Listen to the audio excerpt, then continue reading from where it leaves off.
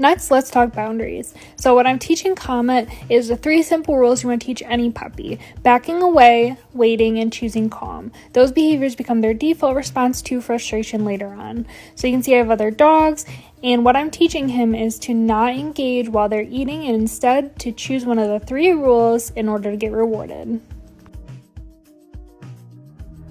Most of my animals set their boundaries fairly well. Now let's say he wasn't responding to a correction or cue of backing off. That's when I would intervene and I would help redirect him from them in that moment. Another boundary I'm setting is in the kitchen. I expect my dogs to stay back far enough to where they can never be counter surfers. So it's called incompatible behavior, where he literally cannot be counter surfing because I've already created a distance of how far back he's supposed to be from the counter or the stove while I'm cooking.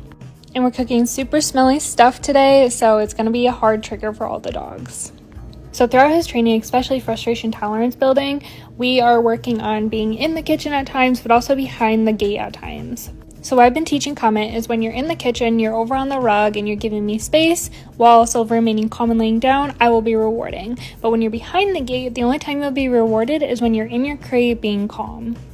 So this is just kind of adding to his crate training of all of his toys are in there, and I will be tossing kibble as he's remaining calm. He doesn't need to be laying down, falling asleep. I just want him to be tolerant of me in one room while him in the other room.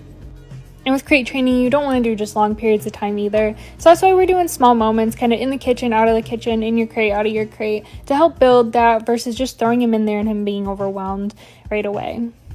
And you can see I'm also leaving the door open, so it's kind of up to him. He can wander in, wander out. This is helping him understand where I'm wanting him and where he gets rewarded. So you can see he's back in the kitchen, he's giving me a space, and he is remaining calm while I'm prepping the food.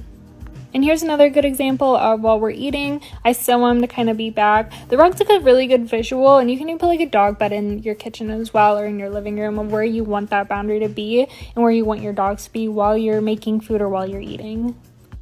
And here's the final product of the meal I was making tonight while practicing with the dogs.